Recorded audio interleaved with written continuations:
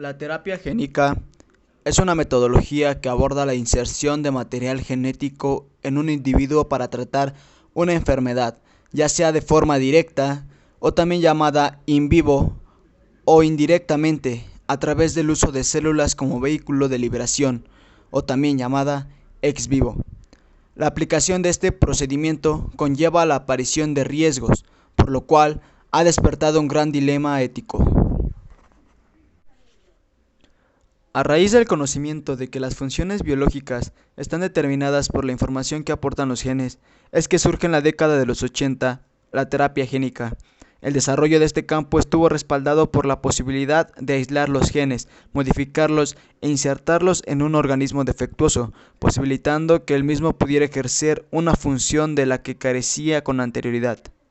De manera que este término responde al hecho de que las consecuencias del mal funcionamiento de un gen con la aparición de una enfermedad puede eliminarse permanentemente si se sustituye el gen dañado.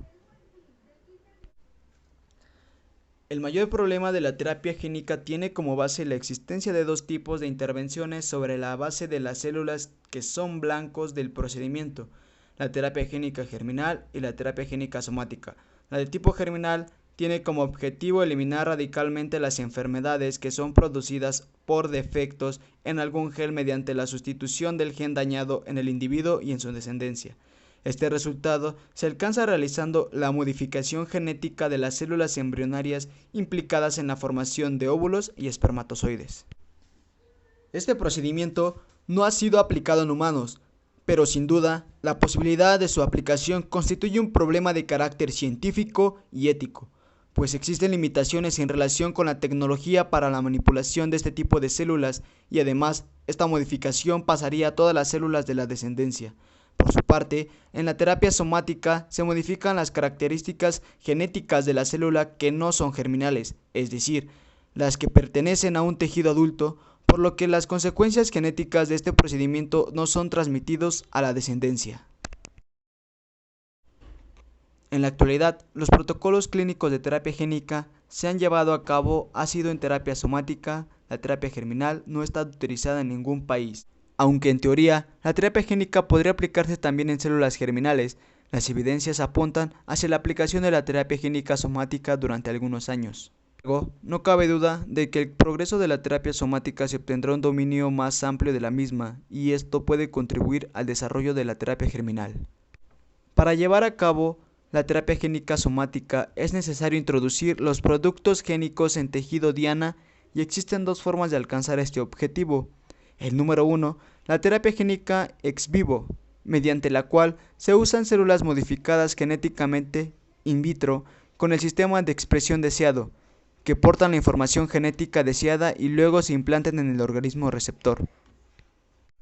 Número 2, la terapia génica in vivo, que se lleva a cabo por el tratamiento directo de las células hospederas con vectores, ya sean virales o no virales, que expresan el o los genes de interés terapéutico.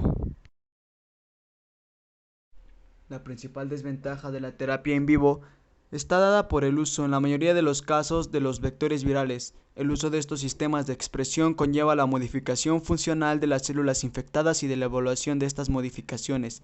Son extremadamente complejas e incompletas cuando las células modificadas son las del organismo hospedero. La principal inconveniencia que se deriva del uso de vectores virales incluye la seguridad de su utilización, pues se conoce que estos vectores pueden causar inflamación y toxicidad en el tejido hospedero. Por esta razón, se debe garantizar la calidad científica del procedimiento y que el aporte de conocimientos de la terapia génica justifique la exposición de los pacientes a los riesgos. Para continuar con el tema, vamos a hablar acerca de los aspectos jurídicos en el campo de la terapia génica. La terapia génica en México va a estar regida por la norma 034 SSA2-2002 para la prevención y control de los defectos de nacimiento. También por la norma 056 FITO 1995, que habla sobre la ingeniería genética. A pesar de las dificultades que aún se presentan, existe un consenso a favor de la aplicación de este procedimiento, siempre y cuando los beneficios sean mayores que los riesgos. El 7 de febrero de 1984 fue publicada en el Diario Oficial de la Federación la Ley General de Salud, la cual establece en su título tercero, capítulo 1, artículos del 61 al 64, los lineamientos que se debe acatar para cuando se realice investigación en seres humanos o se pretenda modificar los ya conocidos. Dentro de esta misma Ley General de Salud, en el capítulo 2, de los artículos 85 al 88, se establecen los lineamientos para la investigación que implique construcción y manejo de ácidos nucleicos recombinantes.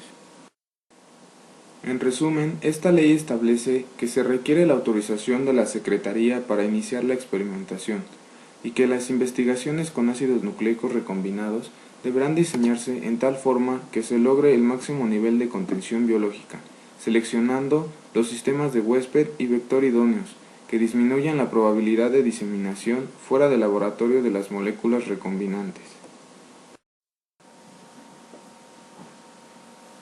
Fases en la investigación de la terapia génica.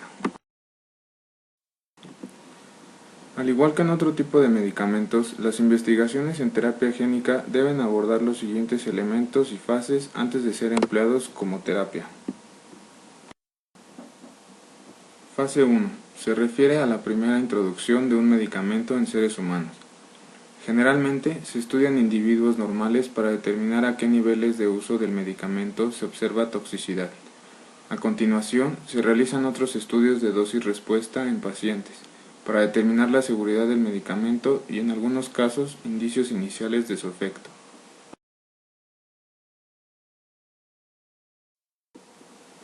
Fase 2. Los estudios en esta fase consisten en ensayos clínicos controlados diseñados para demostrar la eficacia y la seguridad relativa. Generalmente, se lleva a cabo en un número limitado de pacientes estrechamente vigilados. Fase 3. Los ensayos en la fase 3 se realizan después de establecerse una probabilidad razonable de eficacia del medicamento y tienen como objetivo obtener información adicional de su eficacia para aplicaciones específicas y una definición más precisa de los efectos adversos asociados al medicamento. Esta fase incluye estudios controlados y no controlados, donde se puede incluir un grupo de control al que se le administraría un medicamento placebo. Fase 4. Los ensayos en la fase 4 se realizan después de que el Organismo Nacional de Registro de Medicamentos o FDA haya aprobado un medicamento para su distribución o comercialización. Estos ensayos pueden incluir investigación destinada a explorar un efecto farmacológico específico, a establecer la frecuencia de reacciones adversas o a determinar los efectos de la administración a largo plazo de un medicamento. Los ensayos de la fase 4 pueden también estar diseñados para evaluar un medicamento en una población que no se ha estudiado adecuadamente en las fases de precomercialización, como los niños o los ancianos, o para establecer una nueva indicación clínica para un medicamento.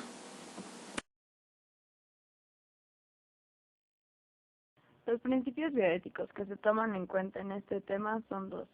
El primero que abordaremos es el de justicia. El problema ético de la terapia génica es que la eficacia clínica no ha sido todavía demostrada. A pesar de los numerosos protocolos, hay riesgos y estos mismos pueden producir daños irreversibles. Debido a estos riesgos, se complica la equidad en la distribución de quien merece la aplicación de la terapia, siendo más probable que cuando se autorice su utilización en seres humanos exista injusticia, ya que esta negará el beneficio a algunas personas, aunque para esto se debería de tomar en cuenta algunas formulaciones ampliamente aceptadas sobre la justa distribución de cargas y beneficios. Estas formulaciones son: a cada persona una parte igual, a cada persona según su necesidad individual, a cada persona según su propio esfuerzo, a cada persona según su contribución a la sociedad y a cada persona según su mérito. La justicia equitativa es la más difícil de resolver, más si consideramos a los países subdesarrollados y a los que están en vías de desarrollo.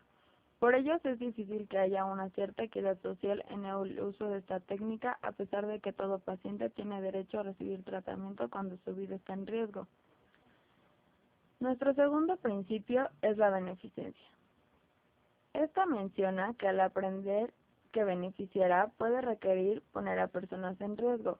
Esto genera un dilema en decidir cuando se justifica buscar ciertos beneficios a pesar de los riesgos que puedan implicar y cuando se debe de ignorar los beneficios a causa de los riesgos.